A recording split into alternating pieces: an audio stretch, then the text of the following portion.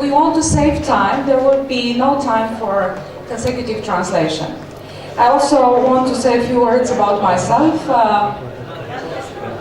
My name is Simona Marinescu. I'm the economist of the United Nations in Iraq, within the UNDP team in Baghdad. I have been here for the last 8 years, so whatever has been presented before or I'm presenting here, I witnessed personally in the last 8 years of my activity in Iraq. My work has started in 2003 in November. So in 2012, I gained the seniority to make my own comments on the situation in Iraq. First of all, Excellencies, the organizers of the Iraq Institute for Economic Reforms events, distinguished guests, distinguished professor of Stansiria University, it is very late for me to present all I wanted to present. However, we leave the presentation in both English and Arabic for you to go through it. You listen today here about what Millennium Development Goals are, how they have come to represent the most important development tool that the United Nations is using across the world and that the governments consider in the policies they develop. I want to mention a few things here. The positive news about this country, it has been mentioned before, is that this is a mid-income country. It's a country that does generate financial resources. It is a country that has had, over the last years, significant growth rate. You do have growth. The translation of growth into well-being, the translation of growth into prosperity, is a measurement indicator of the governments in every country on earth.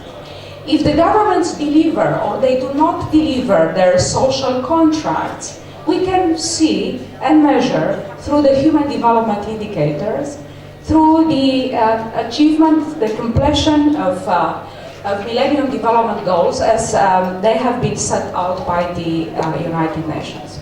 In this regard, we have witnessed in Iraq over the last years a certain improvement. There are indicators that have changed to the better. There is also true that there are areas in which the progress has been slow, and our role is to flag, whenever we meet with the government, where the weaknesses in development of this country are. You've heard from Stansiria University a presentation of indicators that has come from 2007, the Iraq household survey that was conducted by the World Bank. What we present to you today is the set of indicators, almost similar indicators, of 2011. And I want to mention here that together with the Center of Statistics and together with NGOs operating in Iraq, the United Nations, through the Iraq Knowledge Network, has conducted in 2011 a survey across the country. 29,000 households have been covered. We've collected information from the level of districts. We went down to the lowest level of the administrative division of the country. Over 96% of the people interviewed have answered the question. This is why we consider the results of this survey extremely relevant for the country, and I would like to go with you through a few of the slides to make a few comments on where we believe things have not improved over the last years. As you can see, I'm suggesting going back to the first slide, please. The second one. So this presents how the survey has been conducted. Go ahead, the next one. With objectives and with the response, with the questionnaire, staff, field visits. This is all the description of what we've conducted. The indicators as covered, because we've had two sets of indicators. We went initially through the household demographics and essential services, and then we went to governance and food security. And on food security, there is some new information than the one that was presented. I want to go to labor, first of all, and to say a few things here.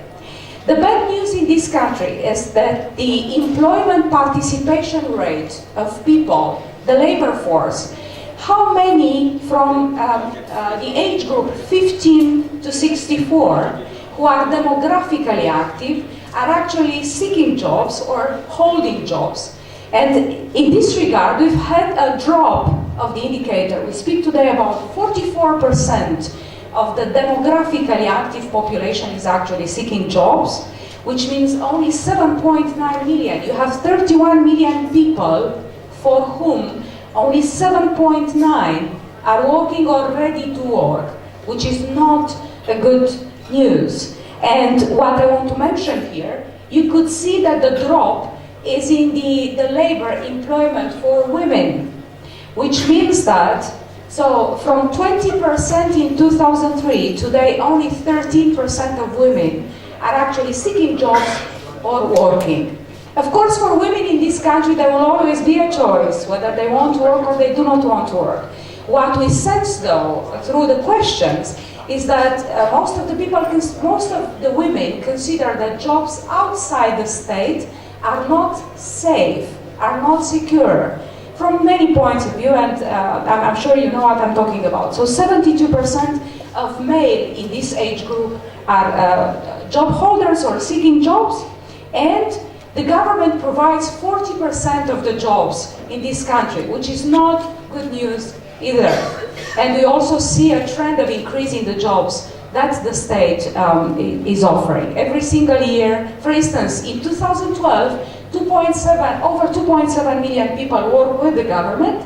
We have another 700,000 people working with state-owned enterprises, also paid by the state. So the increase of labor in the private sector is quite slow, and normally part-time jobs. And the most important thing is that these are vulnerable jobs, because people do not have employment contracts, people do not pay, are not enrolled in Social Security, so the moment they lose the job, they have no other rights. So going back to the slide, you can see the areas in which women are more present. Women work primarily in agriculture, in the rural area, in services, public administration. The rest is practically male-dominated. Next slide. A few more slides, and then I'm sorry, I need to rush. What I want to mention here is that the unemployment rate has declined. We speak today about 11%. I want you to know that it has come from 28% unemployment in 2003, so that's a quite significant improve. The problem we have is with the unemployment of youth, and this is where the state needs to do something. And I will mention why. First of all, this is the only resource that is continuously growing, youth. You will have more and more young generations, and you will have more and more young generations across the world. The other element that is essential is that youth is more productive when it comes to high technologies. The most performing the technology, the most sophisticated computers and machines are actually calling for a younger labor force who have studied closer to the moment this technology has been developed. So the productivity of youth, not across the sectors, but against high technologies, is much higher than the productivity of older generations who need a time to adjust their studies to the new technologies. So that's a pure indicator, a pure observation across the world. And what is interesting is that you have unemployed from higher education graduates, which means that you invest in people, but they don't get to work. They don't get to return to the economy what they've studied and that what they've received as investment. You need to think about that. An education system is performing not if it's producing graduates, but if it's producing employed people. This is how the unemployment looks like.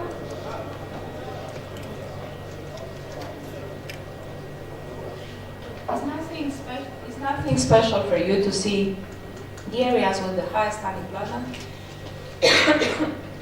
Why so high? You need to give more power to your local services, to the governorates, to let them be more flexible in offering jobs, in engaging youth.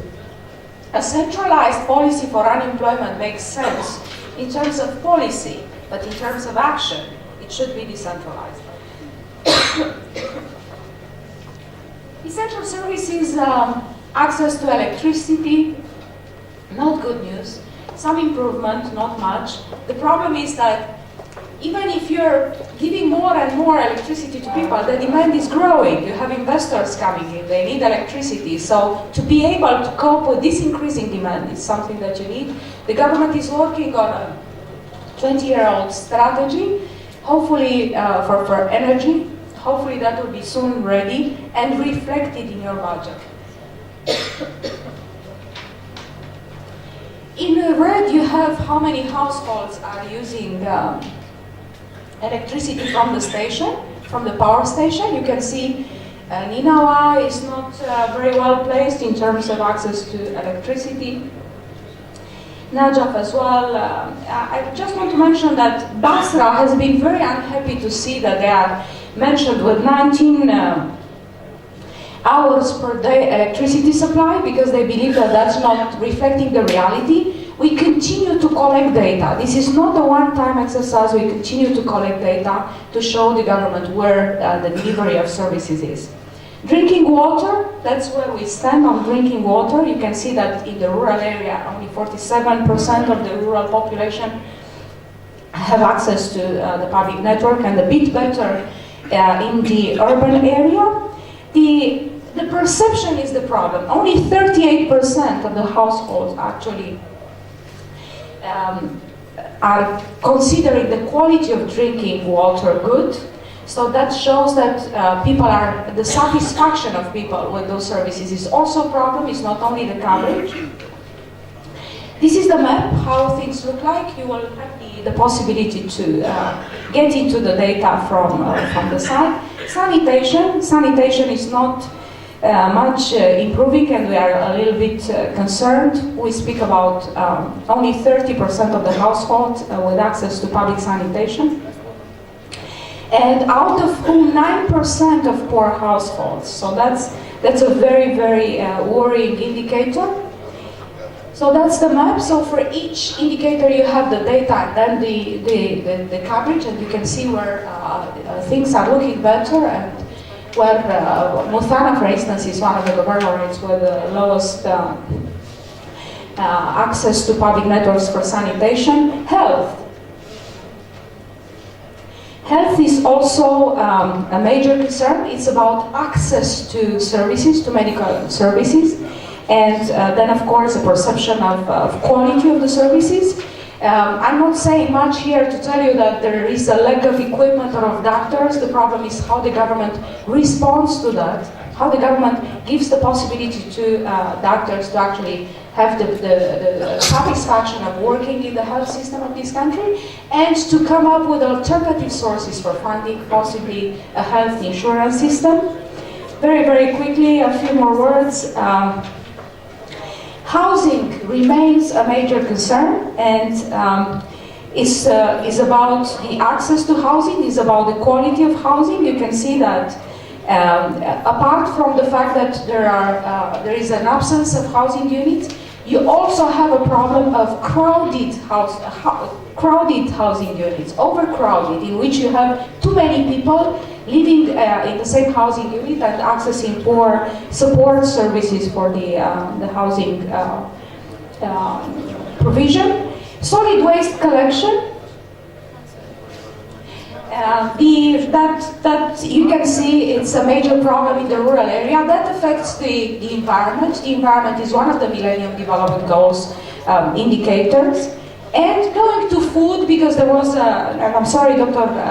Jafari had to go, because apart from the situation of incomes, we cannot measure incomes because people tend to not tell us the truth when we ask about income. We look at expenditure, how much they expend, how much they spend and how much they are transferring into food and non-food items.